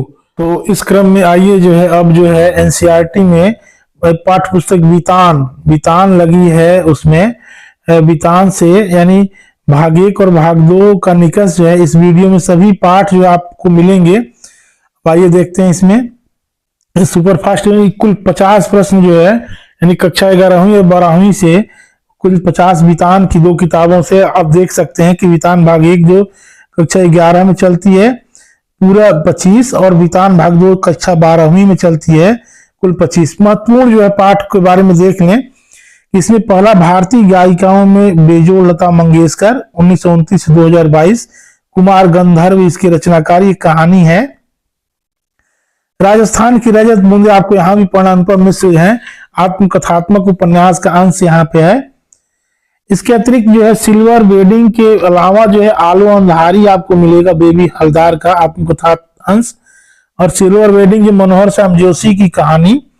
और जूस जो एक मराठी उपन्यास है, इसका अनुवाद आनंद यादव, आत्मकथात्मक उपन्यास का अंश। अतीत में दबे पांव, ठीक है ना, ये आनंद यादव का उपन्यास है। अतीत में दबे पांव जो ओम थानवी यात्रा वृतांत रिपोर्ट का अंश है। आइए बात करते हैं।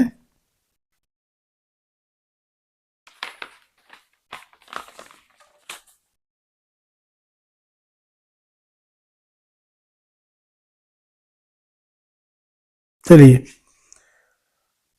भारतीय गायिकाओं बेजोड़ लता मंगेशकर नामक पाठ के लेखक का नाम बताइए। तो बिल्कुल अभी हमने बताया आपको, कुमार गंधर्व है। थोड़ा तेज पढ़ेंगे। चित्रपट संगीत का पर्याय मानी जाने वाली लता से पूर्व किस प्रसिद्ध गायिका का जमाना था? आशा भोसले, उषा मंगेशकर। तो ये नूर जहां इसका उत्तर होगा। श्री विलायत खां किस संगीत में दक्ष थे? तो आप याद रखिएगा कि श्री विलायत खां जो है, आप बताइए अगर जानते हैं तो, सितार वादन में दक्ष थे। इनमें से लता के गाने की प्रमुख विशेषता है अब नाद में उच्चारण, उच्चारण, आचरण या ताल। तो आप चौथे का उत्तर जो है ए सही है, नाद में उच्चारण। लता ने कौन से गीत बड़ी उत्कटता से गाए हैं? मध्य लय, द्रुत लय, विलंबित लय या करुण रस? तो आप इसको याद रखिएगा, इसका उत्तर जो है आपको पता भी होगा, बी है, द्रुत लय। शास्त्रीय संगीत का स्थायी भाव क्या होता है? जलद लय, गंभीरता, चपलता। तो ये गंभीरता इसका जो है स्थायी भाव होता है। इस पाठ का जो है मुख्य उद्देश्य, लक्ष्य क्या है? इस पाठ का मुख्य उद्देश्य तो है ये लता जी का जो है परिचय देना। अगला प्रश्न, लेखक के अनुसार लता ने किस प्रकार के गानों के साथ न्याय नहीं किया? करुण, भक्ति, श्रृंगार और वीर रस। तो इसमें जो है करुण रस के गानों के साथ वो जो है न्याय नहीं किया था।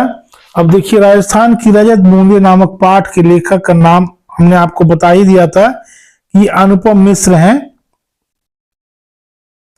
और कुएं की कितनी गहराई होनी खुदाई होती है या हो चुकी थी? इसमें देखिए तो 30-35 हाथ आप याद रखिएगा, ठीक है ना, 30-35 हाथ।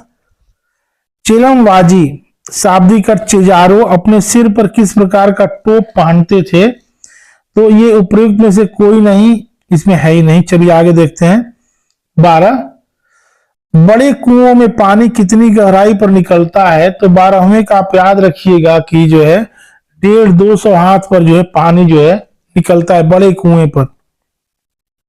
13, मरुभूमि के विकसित किए गए समाज ने वहां उपलब्ध पानी को कितने रूपों में बांटा था? तो आप इसको याद रखेंगे, सीधा सा हम उत्तर बता रहे हैं कि 3 हिस्सों में। उपलब्ध पानी के 3 रूप हैं। अब कौन कौन से तीनों हैं? पालर, पाताल और उजानी, तीनों सही है। वर्षा की मात्रा नापने के लिए किस शब्द का प्रयोग होता है? पट्टी, सेंटीमीटर, इंच या रेजा? तो यहां पर जो है ना रेजा शब्द याद रखिएगा, रेजा। 5 हाथ के व्यास की कुएं में रस्से की एक ही कुंडली का केवल एक घेरा बनाने के लिए लगभग कितना लंबा रस्सा चाहिए? तो 15 हाथ है इसका उत्तर। अब 17, जैसलमेर जिले में एक गांव खड़ेरों की ठाणी को लोग किस नाम से जानते हैं? तो ये लोकल है, इसमें आप याद रखिएगा 6 BC। अब ये जरूरी है, आलो अंधारी पाठ के रचनाकार का नाम, ये बेबी हलदार है इसकी रचनाकार। दुर्गापुर शहर छोड़ फरीदाबाद रह रही बेबी हलदार के कितने बच्चे थे? तो याद रखिएगा इनके 3 बच्चे थे। बेबी हलदार को काम दिलवाने में किस युवक ने मदद की थी? तो इसमें भी आप याद रखिएगा कि सुनील नाम था। घर टूटने पर भोला दा ने उनकी सहायता की। बेबी हलदार से पहले तातुस के घर में काम करने वाली को कितना वेतन मिलता था उसमें? तो इसमें 800 रुपये याद रखिएगा जो है उसमें देख लीजिए। 13 वर्ष की उम्र में शादी के बंधन में बंधने वाली बेबी हलदार कितनी पढ़ी लिखी थी? तो इसमें आप याद रखेंगे कि 7वीं तक माता। उसके परम मित्र कौन थे? 23, सुनील, जेठू, भोला दा, इनमें से कोई नहीं। तो 23 का उत्तर जो है बी होगा, जेठू। 24, जेठू ने किस लेखिका के बारे में बताकर बेबी हलदार को लिखने के लिए प्रेरित करने की कोशिश की?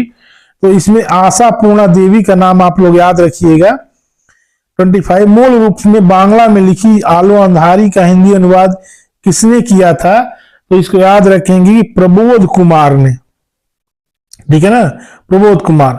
अब आइए बात करते हैं, यशोधर बाबू अपने बच्चों तथा पत्नी से क्या चाहते थे? तो ये सम्मान चाहते थे बेचारे जो है। मनोहर श्याम द्वारा लिखित सिल्वर वेडिंग नाम था, इसके कथानायक का नाम क्या था? तो कथानायक का नाम वही यशोधर बाबू हैं। यशोधर बाबू किसको अपना आदर्श मानते थे? भूषण, किशनदा, अपनी पत्नी, अपने साले को। इसमें याद रखिए किशनदा को अपना। यशोधर बाबू सर्वप्रथम किस पद पर नियुक्त हुए? तो बॉय सर्विस थी, उस पर नियुक्त हुए थे। यशोधर का पूरा नाम उसमें ना YD पंत है, ठीक है ना, YD पंत याद रखिए पूरा नाम। दफ्तर के बाबुओं को अपनी सिल्वर वेडिंग के लिए यशोधर बाबू ने कुल कितने रुपए दिए? तो इसमें याद रखिएगा 30 रुपये दिए थे वो। 32। यशोधर बाबू मूलतः कहाँ के रहने वाले थे? दिल्ली, आगरा, कुमायूं, मेरठ। तो कुमायूं के रहने वाले थे।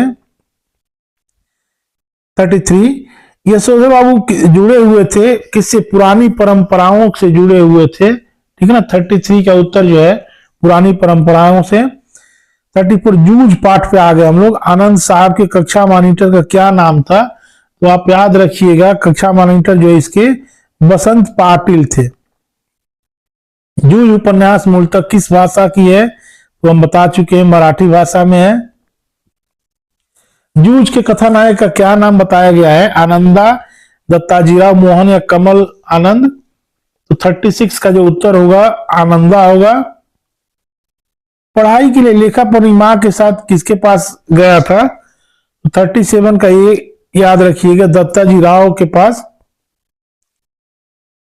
उस लेखक के अनुसार उसके पति ने लेखक को उसकी मां के पाठशाला जाने से क्यों रोक दिया? तो 38 का उत्तर डी होगा, खुद काम से बचने के लिए। जूझ पाठ के लेखक के पिता का नाम क्या था? ठीक है ना। तो लेखक के पिता का जो नाम था सीधे जान लीजिए रत्नाप्पा था। लेखक को गणित पढ़ाने वाले मास्टर का क्या नाम था? तो आप ये मंत्री नाम था, ठीक है ना, मंत्री जो गणित पढ़ाते थे इनको।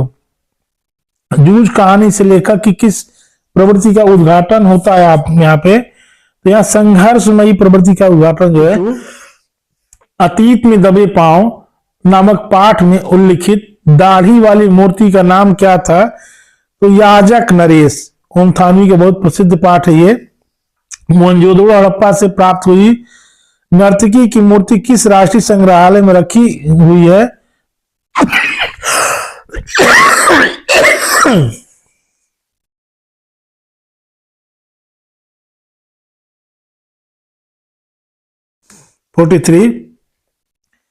मोहनजोदड़ो हड़प्पा से प्राप्त हुई नर्तकी की मूर्ति किस राष्ट्रीय संग्रहालय में रखी हुई है? तो इसका उत्तर जो है 43 का होगा, सी होगा, दिल्ली संग्रहालय में।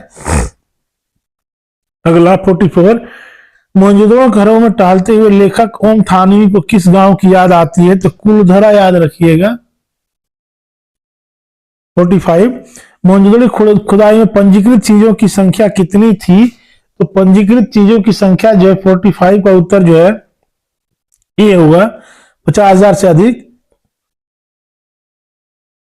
लेखक ने सिंधु घाटी के सौंदर्य बोध का क्या नाम दिया है? तो 46 का उत्तर जो होगा सी होगा, समाज पोषित।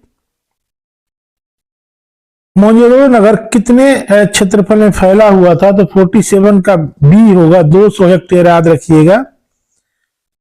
डी के हल्का किसके नाम पर जो है रखा गया था नाम? तो डी के हल्का जो है काशीनाथ दीक्षित, ठीक है ना, के नाम पर रखा गया था।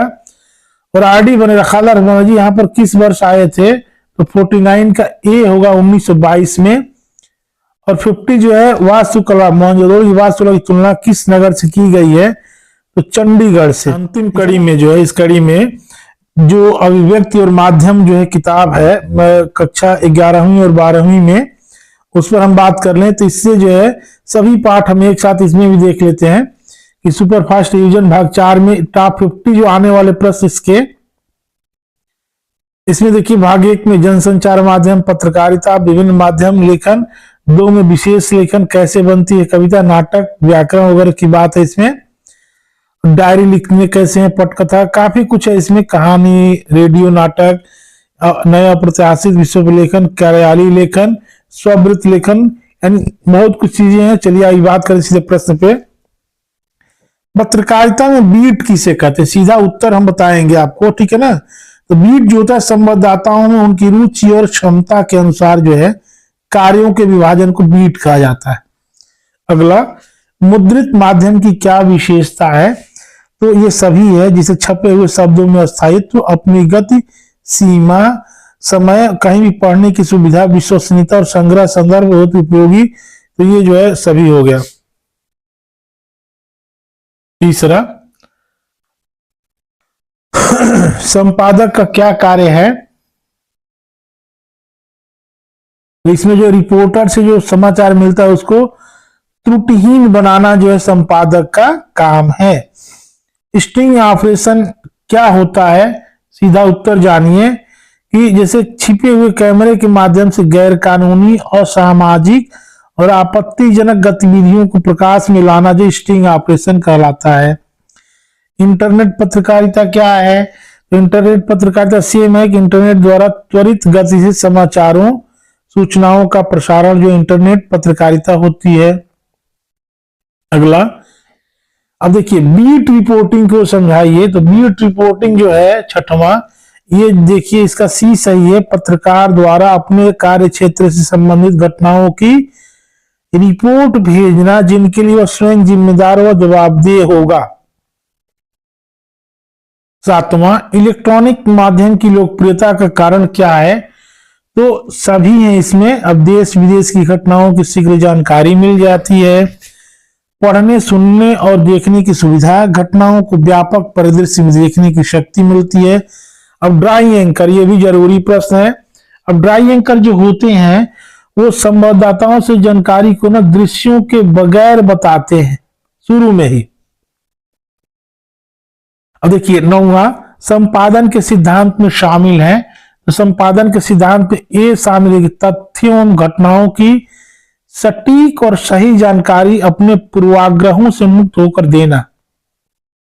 10वां, जनसंचार का प्रमुख कार्य क्या है, तो जनसंचार का प्रमुख कार्य जो है डी यानी सभी सूचना देते हैं, शिक्षित करना और ये तत्काल समाचार देना। पेज 3 पत्रकारिता भी महत्वपूर्ण है। इसका उत्तर ए सही है कि फैशन, ग्लैमर, पार्टियों, महफिलों एवं प्रसिद्ध लोगों के निजी जीवन के विषय में की जाने वाली पत्रकारिता जो है पेज 3 पत्रकारिता होती है। 12वां, सूचना रंजन से आप क्या समझते हैं, तो ये है उपभोक्ताओं और गंभीर सूचनाओं के स्थान पर सतही मनोरंजन से बहलाना और अपनी ओर आकर्षित करना, ये होता है। पत्रकारिता को लोकतंत्र का चौथा खंभा क्यों कहा जाता है, क्योंकि जो है सभी सही है इसमें, समाज के विभिन्न मुद्दे यानी सामाजिक, आर्थिक, राजनीतिक उठाने के कारण, जन सामान्य के हितों की आवाज उठाने और समाधान तलाशने के कारण, सरकार और जनता के बीच की कड़ी होने के कारण। 14, समाचार किसी भी ऐसी घटना, विचार या समस्या की रिपोर्ट है। इसका ए सही है, इसमें अधिक से अधिक लोगों की रुचि हो और जिसका अधिक से अधिक लोगों पर प्रभाव पड़ रहा हो। 15, संपादकीय किसे कहते हैं, इसका बी सही है, संपादक द्वारा किसी प्रमुख घटना और समस्या पर लिखा गया विचारात्मक लेख संपादकीय लेख कहलाता है। अगला प्रश्न, अपडेटिंग से क्या अभिप्राय है, तो अपडेटिंग वही विभिन्न वेबसाइटों पर उपलब्ध सामग्री को समय समय पर संशोधित और परिवर्तित किया जाना अपडेटिंग कहलाता है। अब जनसंचार में ऑडियंस क्या होता है, ऑडियंस देखिए, ऑडियंस जो है ये जो है जो दर्शक हैं, पाठक हैं, श्रोताओं के लिए सामूहिक रूप से इस्तेमाल होता है ऑडियंस से, तो वही बात है। डेडलाइन बहुत जरूरी प्रश्न है, ये देखिए, समाचार माध्यम में किसी समाचार को प्रसारित या प्रकाशित करने के लिए आखिरी समय सीमा यानी 12 बजे रात जो है आखिरी समय सीमा माना जाता है। आप एड पत्रकारिता क्या है, समाचार पत्रों में संपादकीय पृष्ठ के सामने प्रकाशित होने वाला पन्ना जो है ना आप एड पत्रकारिता होता है। 20वां, मीडिया में डेस्क का क्या तात्पर्य है, तो डेस्क पर जो है समाचारों को संपादित किया जाता है, सीधी सी बात है।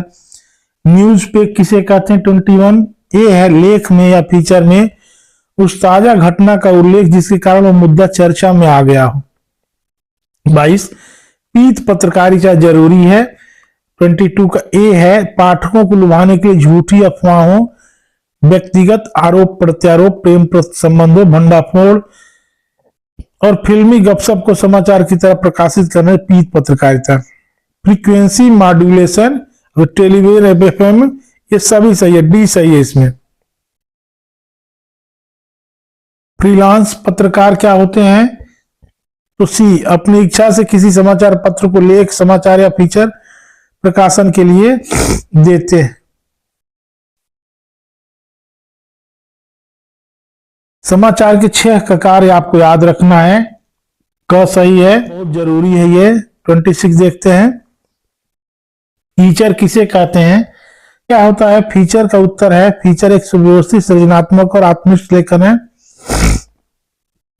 27 विश्लेषणात्मक रिपोर्ट क्या होती है? विश्लेषणात्मक रिपोर्ट होती है क और ख दोनों, यानी इसमें किसी घटना या समस्या का विवरण सूक्ष्मता के साथ विस्तार से दिया जाता है।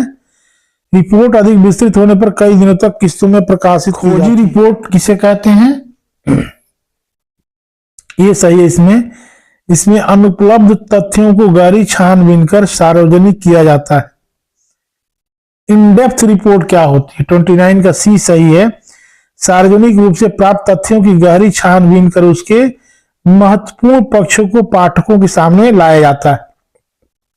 30वां विवरणात्मक रिपोर्ट किसे कहते हैं? तो इसका जो है ना डी सही है। ख क और ख दोनों, इसमें किसी घटना या समस्या को विस्तार और बारीकी से प्रस्तुत करना, और जब मान लीजिए रिपोर्ट अधिक विस्तृत होना तो कई दिनों तक किस्तों में प्रकाशित करना। स्तंभ लेखन क्या होता है? 31 का, इसमें डी सही है। ख और ग से संपादकीय लेखन, लेखक द्वारा किया गया। खोजी पत्रकारिता, खोजी पत्रकारिता में जो है भ्रष्टाचार, अनियमितताओं और गड़बड़ियों की गहराई से छानबीन कर सामने लाने की कोशिश की जाती है खोजी पत्रकारिता में। 33 वाचडाग पत्रकारिता किसे कहते हैं? तो वाचडाग भी सरकार की, याद रखिएगा, सरकार के कामकाज पर जो निगाह रखते हैं वाचडाग होते हैं। एडवोकेसी पत्रकारिता क्या होती है? किसी खास मुद्दे या विचारधारा के पक्ष में जनपद बनाना, जो एडवोकेसी पत्रकारिता में। और पूर्णकालिक पत्रकार क्या होते हैं? जो किसी समाचार संगठन में काम करता है और नियमित वेतन पाता है। संवाददाता होते हैं, तो संवाददाता सभी जो समाचार की काट छाट करता हो, अखबारों में समाचार लिखता हो, नियमित रूप से लेखन करता है। नहीं, डी सही है इसमें। 37 अंशकालिक पत्रकार क्या होते हैं? तो अंशकालिक पत्रकार जो है प्रकाशित सामग्री के आधार पर वेतन सीमित या कम समय के लिए, यानी क और ख दो सही है इसमें। उल्टा पिरामिड याद रखिएगा, ऐसे है ये, ऐसे करके ऐसे होता है, आधार ऊपर शीर्ष नीचे, समापन बॉडी और मुखड़ा, इसे करके नहीं, दोनों सही है ये। आलेख किसे कहते हैं? 39 का डी है, यानी किसी भी विषय पर सर्वांगपूर्ण जानकारी और तथ्यात्मक विश्लेषण अथवा विचारात्मक हो, गंभीर अध्ययन पर आधारित प्रामाणिक रचना, विचार और तथ्य की पुनरावृत्ति न हो। कहानी के नाट्य रूपांतरण में किन बातों का ध्यान रखना चाहिए? तीनों में ध्वनि और प्रकाश की अच्छी व्यवस्था हो, पात्रों का मनोभाव लोग समझें, वर्तमान रंगमंच की संभावनाओं पर विचार किया जाए। कविता के लिए कौन कौन घटक हो सकते? तीनों में भाषा का सम्यक ज्ञान, छंद का अनुशासन, कब शब्द अपनी बात करने की क्षमता। एक अच्छे नाटक में सबसे अच्छा गुण क्या होना चाहिए? जो कथा को आपसी बहस मुबाहिसों से आगे बढ़ाए। अब डायरी लेखन में मौजूद नहीं रहता है, तो क्या नहीं उपरोक्त तीनों कौन सा नहीं रहता? देखिए, समकालीन इतिहास, मन के आईने का अक्स, भाषाई शुद्धता। डायरी लेखन में क्या नहीं रहता है? इतिहास रहेगा, मन के आईने का अक्स, क्या नहीं रहता? ये भी रहता है, भाषा शुद्ध होगी, यानी ये इतिहास नहीं रहेगा इसमें, ये इसका सही उत्तर है। चलिए, पटकथा की मूल इकाई क्या होती है? दृश्य होती है। निम्न कहानियों में से किस कहानी का नाट्य रूपांतरण नहीं हुआ था? सबका देखिए, चिप की दावत का हुआ, मोहनदास का हुआ, उदय प्रकाश की कहानी, धूप का टुकड़ा, निर्मल वर्मा, रुपया तुम्हें खा गया, भगवती शरण वर्मा का सबका हुआ था। नाट्य आंदोलन के विकास में किसके महत्वपूर्ण भूमिका होती है? रिव्यू नाटक की। अप्रत्याशित विषयों पर लेखक किन बातों की चुनौती पेश करती है? कम समय में अपने विचारों को प्रस्तुत कर उन्हें सुंदर और सुदृढ़ या सुगर ढंग से अभिव्यक्त करने की चुनौती देता है। 48 आनुषंगिक टिप्पणी की क्या विशेषता है? यह संक्षिप्त होती है लेकिन असहमत की स्थिति में बड़ी भी हो सकती है। और स्ववृत्त लेखन क्या है? सूचनाओं का एक अनुशासित प्रवाह होता है। और अंतिम प्रश्न, शब्दकोश में प्राय किसकी जानकारी मिलती है? व्युत्पत्ति, स्रोत, लिंग, शब्द रूप और विभिन्न संदर्भ अर्थ परतों के बारे में जानकारी दी। इस तरीके से हम लोगों ने पूरा किताब पढ़ लिया। बहुत बहुत धन्यवाद। इसको अधिक से अधिक लोगों तक शेयर करिए। बहुत बहुत धन्यवाद।